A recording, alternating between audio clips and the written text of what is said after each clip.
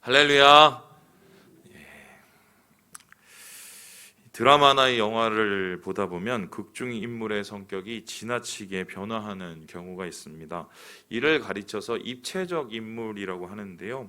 입체적 인물은 처음과 끝이 거의 똑같은 평면적 인물과는 달리 한 작품에서 전개에 따라서 성격이나 태도가 완전히 변하는 경우가 있습니다.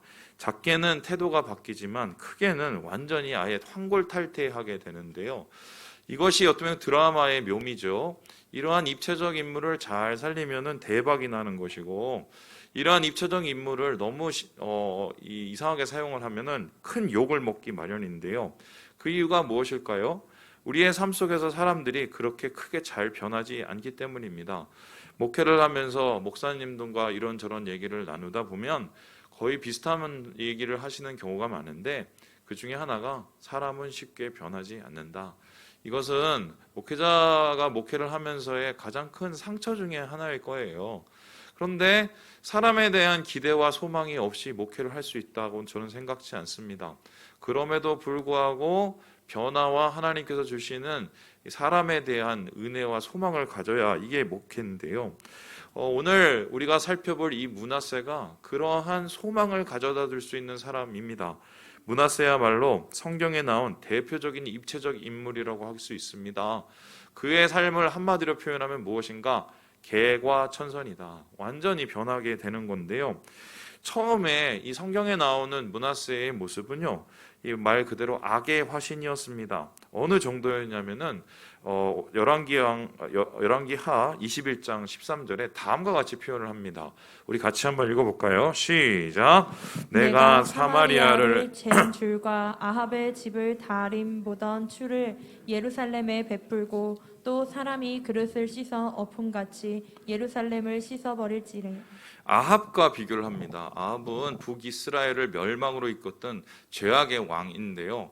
북이스라엘에 아합이 있었다면 남유대에는 그에 못지않은 므낫세가 있었다. 그래서 이 므낫세에 의해서 아합이 북이스라엘 멸망을 이끌었듯이 유대도 그렇게 무너질 수밖에 없다라고 이야기를 하고 있습니다. 왜냐하면은 그가 지은 죄가 도대체 주워 담을 수 없는 수준인데요. 오늘 말씀을 보면 그 죄를 세 가지로 구분을 할 수가 있습니다. 다음과 같은데요. 처음에는 우상숭배의 죄를 지었습니다. 세계의 모든 신들을 다 끌어들였죠. 그래서 이러한 모든 신들을 수입하고 상상 이상의 이 우상숭배와 이방신에 대한 경의를 표하는 사람들이었습니다. 그가 어느 정도의 수준이었냐? 다음 그림을 보시면 알 수 있는데요. 소위 말해서 이스라엘에 있는 유대 모든 시내에 온갖 잡신들이 다 몰려왔습니다. 그리고 심지어 하나님 여호와를 위해서 만들었던 이 성전 안에도 여러 이방신들을 백화점처럼 갖다 놔갔고요. 하나님의 이 멸망 심판을 자초할 수밖에 없는 그런 큰 죄를 지었습니다. 그렇다면 한번 생각을 해보는 거죠. 이 사람이 우상 숭배와 함께 성전을 훼손했는데 왜 꼭 이렇게까지 했을까? 안 그래도 그냥 대충이라도 섬기면 될 것을. 근데 이것은 좀 당시에 국제적 정세하고 좀 비교를 해야 되는데요.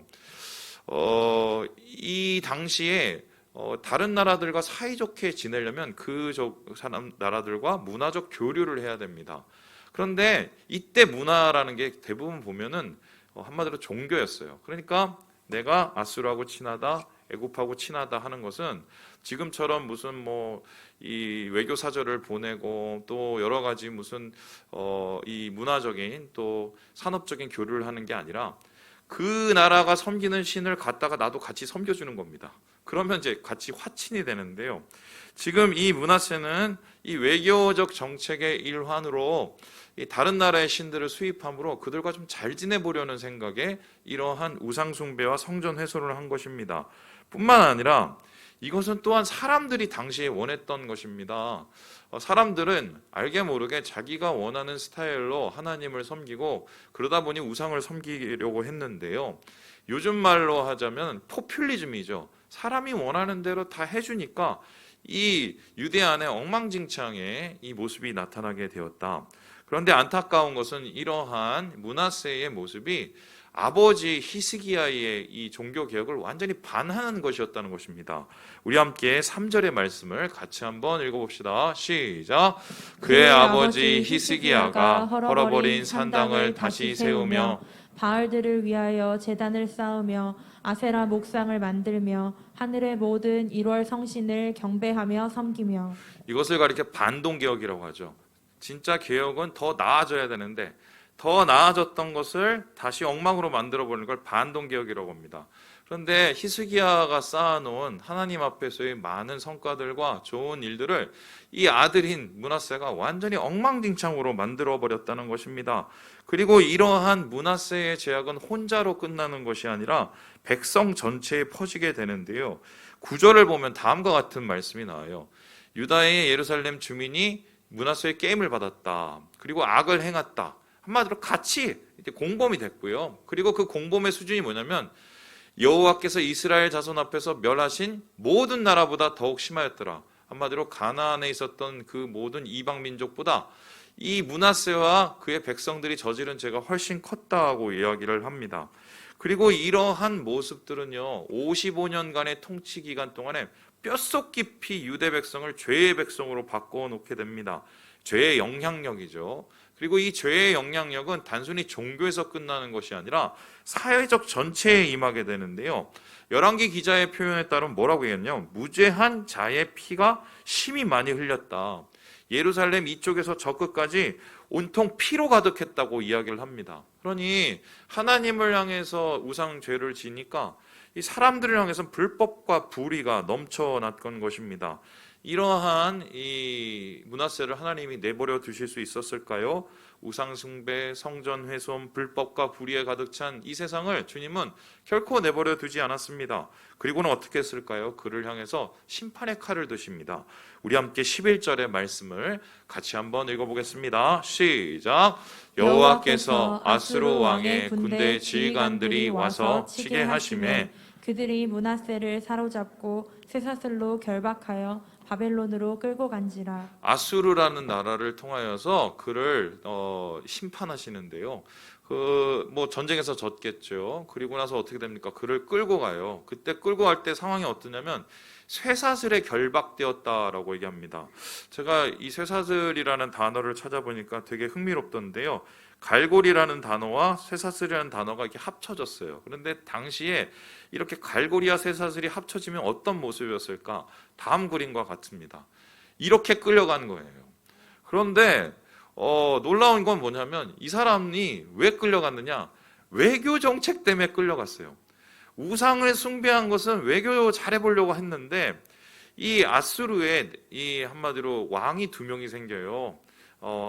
아버지가 죽고 2 왕이 생기는데 이쪽에 붙을까 저쪽에 붙을까 고민하다가 잘못된 곳에 붙은 거예요. 그래서 나중에 잘못된 줄을 잡았는데 그게 동아줄이 아니라 썩은 줄이 돼갖고 소위 말해서 같이 몰락을 해버리고 만 것입니다.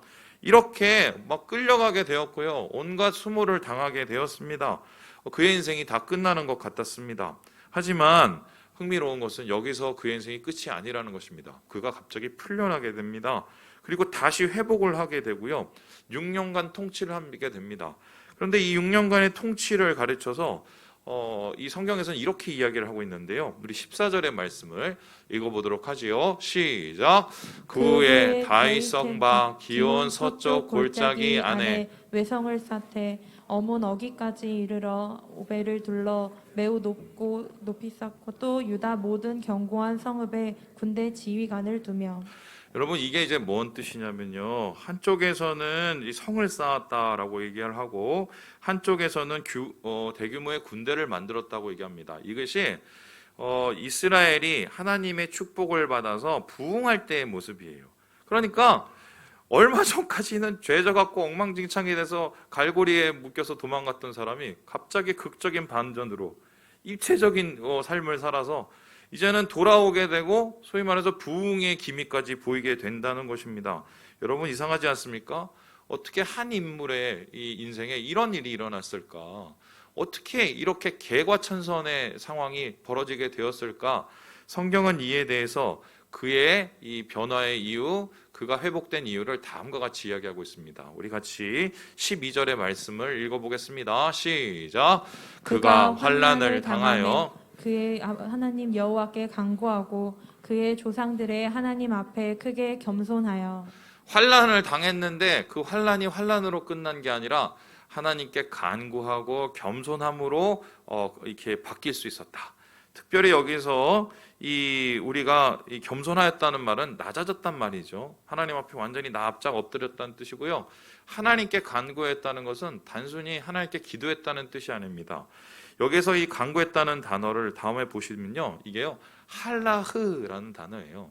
근데 이 할라흐라는 단어가 아프다, 병들다, 약하다 이런 뜻입니다. 그런데 이게 이 페네라는 누구누구 얼굴 앞에서라는 말하고 쓰이면 어떤 뜻이 되냐면요, 간청하다, 요청하다 이런 뜻이 돼요. 그래서 이 사람이 이 환난 속에서 너무 괴롭고 힘든데 혼자 괴롭고 힘들고 그냥 불평하고 원망하고 끝난 게 아니라 그걸 하나님 앞에서 막 아픈 척 한 거예요. 하나님 앞에서 너무 괴로워하는 거예요.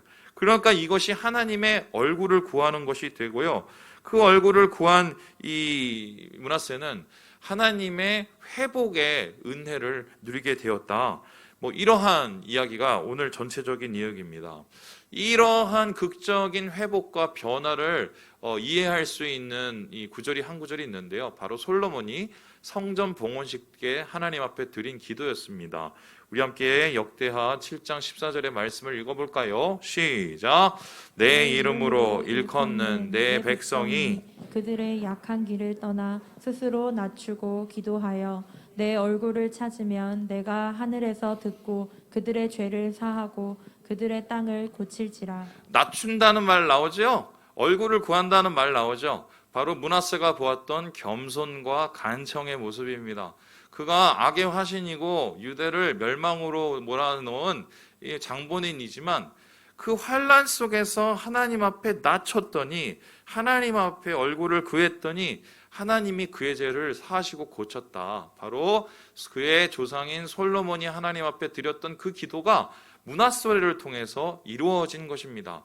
그래서 한마디로 요약하면 기도를 한번 잘하면 하나님 안에서 다시 회복될 수 있는 거예요. 낮음의 기도, 겸손의 기도, 또한 하나님 앞에 엎드리는 기도를 잘 드리면 하나님이 그 기도를 통해서 용서하신다는 건데요. 여러분, 그렇다면 궁금하지 않습니까? 도대체 므낫세가 어떻게 기도를 했을까요? 우리가 이 기도를 알면은 우리도 언젠가는 죄를 짓 거 아니에요. 안 그러길 원하는데, 그러면 이 기도를 우리가 좀 잘 살펴보면 이렇게 우리도 같은 마음으로 기도하면 하나님의 은혜로 다시 나아갈 수 있지 않을까. 제가 그래서 오늘 성경을 이렇게 말씀 준비하면서 이 므낫세가 어떻게 기도했는지 이 기도를 계속 다 찾아봤어요. 여기 분명히 성경에 보니까 그의 기도가 남아있다고 그러고 얘기하는데, 도대체 어떻게 자료를 다 찾아봤는데 못 찾았는데, 히브리어 사이트, 그러니까 이스라엘 사이트에 들어가서 이것을 겨우 발견했습니다. 그래서 구글 번역기를 돌리고 그걸 다시 우리나라 말로 이렇게 바꿔서 제가 이것을 좀 적어왔어요. 그래서 이게 정말 찾기 힘든 건데요. 이 기도문이요, 이 므낫세가 진짜 썼는지 아니면 그의 회개를 한번 생각을 하면서 그 이후에 사람이 썼는지는 잘 몰라요. 그런데 발견된 거는 기원전 2세기경인데 이 기도가 은혜로웠던 나머지 이 마틴 루터조차도 역대하 뒤에다가 이 별책 부록으로 이것을 적어놨다고 하더라고요. 제가 오늘 그것을 여러분께 공개해 드리도록 하겠습니다. 한번 좀 긴데요, 15절이에요. 한번 읽어보도록 할게요. 만군의 여호와여, 우리 조상 아브라함과 이삭과 야곱과 그들의 의로운 자손의 하나님이여, 당신은 하늘과 땅을 모든 질서로 만드셨나이다. 주의 말씀으로 바다를 결박하시고 주의 두려우시고 영화로운 이름으로 기품을 가두시고 임봉하셨사오니 그 앞에 만물이 주의 권능 앞에서 떨며 주의 영화로운 영화가 감당치 못하여 죄인에 대한 주의 진노가 참을 수 없음이니이다. 주의 인자하심이 측량할 수 없사오니 주는 지극히 높으신 여호와시니이다. 긍휼이 많으시며 오래 참으시고 자비로우시며 사람의 고난을 불쌍히 여기시나이다. 오 주님, 당신의 크신 선하심을 따라 당신께 범죄한 사람들에게 회개와 용서를 약속하셨고 크신 자비로 죄인들을 위한 회개를 정하셨으니 이는 그들이 구원을 받게 하려 하심이라. 그러므로 의인의 하나님 여호와여, 주께 범죄치 아니한 아브라함, 이삭과 야곱과 같은 의인을 위하여는 회개를 예비치 않으시고 나 같은 죄인을 위해 회개를 예비하셨나이다. 내가 지은 죄가 바다의 모래보다 많고 오 여호와여, 나의 허물이 심히 많사옵나이다. 나는 내 죄악이 많음으로 우러러 하늘의 높은 것을 보기도 감당치 못하겠나이다. 내가 많은 쇠사슬에 짓눌려 내 죄로 말미암아 버림을 받았고 마음이 평안하지 못하였나이다. 내가 내 노를 격동하여 내 목전에 악을 행하여 가증한 일을 행하고 범죄를 더하게 하였음이라. 그리고 이제 나는 무릎을 꿇고 당신에게 자비를 간구합니다. 여호와여, 내가 죄를 지었사오며 내 허물을 아옵나이다.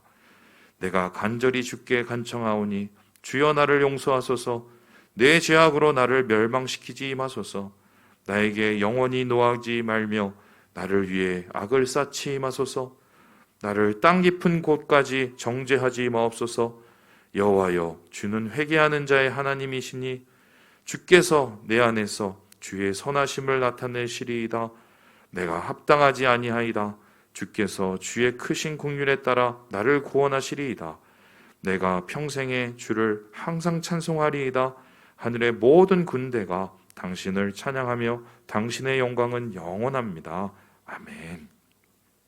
여러분, 이 글을 보면서 어떤 생각이 드시나요? 그가 여러 어려움과 환난을 겪으면서 변화된 게 두 가지가 있었습니다. 첫 번째는요, 하나님을 알게 됐고요. 두 번째로 자신을 알게 됐습니다. 하나님은 어떤 분이셨습니까? 자기의 생각보다는 훨씬 크시고 위대하신 분이었습니다. 그리고 하나님은 공의로우신 분이었습니다. 그 공의로우신 하나님 앞에서 모든 사람들은 다 죄인일 수밖에 없다는 것이죠. 하지만 그는 또 하나님의 한 가지 더 큰 것을 알게 되셨습니다. 그러한 크신 공의와 더불어서 주님이 사랑이 많으시고 긍휼이 많으시다는 것입니다.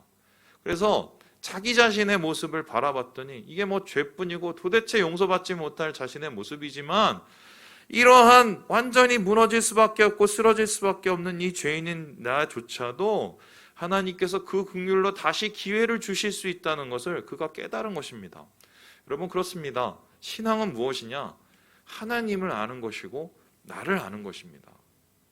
내가 얼마나 주님 앞에서 아무것도 아닌 존재이고 얼마나 죄인인지를 깨닫는 것이 우리의 신앙의 출발이요. 하지만 그 가운데서 하나님의 긍휼이 얼마나 크셔서 그 긍휼로 나를 용서하시는지를 깨닫는 것이 이게 진짜 신앙의 결말 아니겠습니까? 오늘 이 므낫세는 환난과 어려움 속에서 이런 하나님을 만난 것입니다. 자신을 구원하신 하나님, 그 하나님을 만남으로 개과 천선을 이루고 다시 회복의 기회를 얻은 것입니다. 이 TV를 보다 보면은 전혀 그럴 것 같지 않은 사람들이 얘기를 하는데 거의 명언과 같은 이야기를 하는 경우가 있어요. 그 대표적인 분이 뭐냐면 바로 이분입니다. 여러분, 이분 아시죠? 개그맨입니다. 이분이 옛날에 무한도전이라는 프로그램에 나와서 뭐 이런저런 얘기를 아무 의미 없이 던지다가 사람들의 큰 공감을 얻은 적이 있어요. 그 이야기가 뭐냐면 다시 한번 읽어볼까요? 늦었다고 생각할 때가 어떻게요? 진짜 너무 늦었다. 보통 사람은 늦었다고 생각할 때가 어떻게요? 가장 빠르다. 우린 그렇게 알고 있는데 그래서 영어로도 뭐 better late than never 뭐 이런 말이 있어요. 그런데 이 박명수 씨가 볼 때는 자기가 살아보니까 늦었다고 생각하니까 진짜 늦더라 이러는 거예요. 저는 이 말에 적극적으로 공감을 합니다. 살아보니까 분명히 때가 있더라고요. 공부할 때가 있고 또 일할 때가 있고 기도할 때가 있고 또 마음이 낮아져야 될 때가 있습니다. 근데 그 때를 우리가 잘 알지 못하고 다른 일을 하다 보면 우리가 그 기회를 놓치는 경우가 많아요. 쉽게 설명을 해드릴게요. 영어 시간에 수학하고 수학 시간에 국어하고 국어 시간에 다시 뭐 다른 과목하고 이런 친구가 공부를 잘할 수 있겠습니까? 없겠습니까? 절대로 못합니다.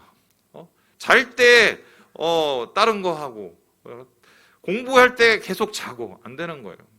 예전에 공부 잘하는 친구하고 못하는 친구를 제가 이제 보면 공부를 잘하는 친구는 일단 집중을 잘해요. 어떤 상황 속에서. 그런데 공부를 못하는 친구는 공부하는 준비가 너무 많아요. 그 연필 갖다 놓고 이거 치우고 뭐 일어났다 앉았다가 여러분 때가 있는 거예요. 때가. 그런데 여러분 생각을 해보세요. 하나님에게 있어서 때는 있을까요? 회개의 때, 은혜의 때, 우리가 그때를 놓치면 회복할 수 없는 그때가 있을까? 분명 좋은 타이밍은 있어요. 이때 돌이키고 이때 돌아가면 더 큰 은혜와 더 큰 사랑을 느낄 수 있는 때가 있습니다. 하지만 우리의 생각보다 우리의 인생에는 때가 있지만 하나님으로 돌아가는 길에는 저는 때가 없다고 생각을 해요. 왜인가? 주님의 긍휼이 그만큼 크시기 때문입니다. 어떤 분들이 얘기하죠. 소 잃고 외양간 고친다. 이 말은 뭐 다 지난 다음에 외양간 고치면 뭐 하냐는 소리죠. 근데 저는 좀 반대로 얘기하고 싶어요. 외양간이라도 고쳐야죠. 외양간이라도 고쳐야 소를 다시 놓을 거 아닙니까? 주님의 은혜와 사랑과 신앙의 길에도 마찬가지인데요. 안 된다고 생각할 때 우리가 그곳 속에서 다시 주님의 긍휼을 구하면 크신 긍휼로 기회를 삼을 수 있어요. 오늘 이 므낫세의 경우처럼 마찬가지인데요. 오늘 이 역대기 기자가 왜 특별히 이 므낫세 이야기를 이렇게 크게 적으면서 그의 회심과 회개와 회복을 다루고 있었을까? 이 글을 보고 있는 사람들이 누구냐면요. 지금 바벨론으로 끌려갔고 죄의 심판을 받으면서 노예 생활하고 있었던 유대 백성들이었어요. 그러면 이 유대 백성들을 향해서 전하고 싶은 이야기가 뭡니까? 아직도 안 늦었다. 주님의 긍휼은 크시다. 돌이키면 돌아갈 수 있다. 그 얘기하고 싶은 구정 아니겠어요? 저는 오늘 우리 형제 자매 여러분들이 이러한 므낫세의 모습을 좀 마음에 다시 새겼으면 좋겠어요. 돌이키면 돌아갈 수 있어요. 지금 남아있지 않은 얼마의 시간이지만 한 해를 돌아보면서 우리가 잃어버렸던 것, 빼앗겼던 것, 놓쳤던 것, 하나님 앞에서의 그러한 것들을 우리가 돌이키면 다시 주님의 은혜로 나아갈 수 있는 기회가 열린다. 저는 오늘 여러분과 이 말씀을 드리고 싶은 거예요. 그런데 중요한 것은 모두가 다 이 회복과 부흥을 누리는 게 아니라는 것입니다. 므낫세는 이렇게 돌이킴을 통해서 회복을 누렸지만 그의 아들인 아몬은요 전혀 반대의 길을 걸어가고 결과적으로 유대는 엉망진창으로 망하게 됩니다. 그렇다면 왜 므낫세는 되었고 그의 아들인 아몬은 안 되었을까요? 이에 대해서 저는 오늘 이 말씀을 여러분한테 좀 같이 읽고 마무리하고 싶어요. 우리 함께 10절의 말씀을 같이 한번 읽어보겠습니다. 시작. 여호와께서 므낫세와 그의 백성에게 이르셨으나 그들이 듣지 아니하므로. 왜일까요? 안 들어서 그래요. 안 들어서. 귀를 막고 있는 거죠. 주님께서 복음을 전하는 그때에 복음을 전해서 듣고 열매를 얻고 복음으로 삶이 변하고 새 생명을 얻은 사람이 있는가 하면 반대로 아무 일도 일어나지 않고 오히려 더 마음이 강팍해진 사람들이 있습니다. 그 차이가 뭔가요? 복된 기가 있느냐 아니면은 닫힌 기가 있느냐의 차이인 것입니다. 죄가 우리를 더 엉망으로 만드는 이유는 듣지 못하게 하기 때문입니다. 왜 듣지 못하게 할까요? 자기 입장, 자기 생각, 자기 체면을 자꾸 귀 기울이게 하기 때문입니다. 그러니까 하나님의 입장, 하나님의 마음, 하나님의 생각을 품어야 되는데 자기 자존심과 입장과 체면만 있으니 들리지가 않는 거예요. 저는 오늘 여러분께 강력하게 호소해요. 오늘 이 방송을 보고 있는, 방송으로 예배드리고 있는 저를 똑바로 보세요. 돌이키면 돌아올 수 있어요. 내 체면 내려놓고 내 생각 내려놓고 내가 가진 입장을 내려놓고 그게 나를 살려주는 게 아니거든요. 하나님 앞에 다시 돌아와서 주의 음성으로 다시 시작을 하면 우리가 살 수 있어요. 왜냐하면 주님의 사랑이 영원하시고 크시기 때문입니다. 이러한 이 므낫세의 이야기에 대해서 이 한옥 목사님이 이렇게 정리를 하고 있어요. 우리 같이 한번 정리를 해볼까요? 시작. 하나님은 참으로 좋은 아버지시다. 그토록 괘씸한 죄를 많이 지은 므낫세건만 그래도 이방 땅으로 포로가 되어 끌려간 비참한 모습으로 회개하는 것을 보고 그 기도를 받으셨다. 어떻게 그렇게 되었는지 정확하게 모른다. 다만 하나님이 회개하는 자에게는 항상 그런 기적 같은 은총을 베푸신다는 사실이 더 중요하다. 어떻게 그렇게 되는지는 몰라요. 하지만 회개하는 자에게 기적 같은 은총 주신다는 것은 그것은 어제나 오늘이나 같습니다. 2021년이 저물어 갑니다. 이제 우리에게 얼마 남지 않았어요. 이 남은 시간을 여러분 어떻게 보내시겠습니까? 문하세의 모습을 다시 한번 바라보시면서 돌이키시고 돌아오시고 회복하시는 우리 모든 성도들 되시길 주님의 이름으로 축원합니다.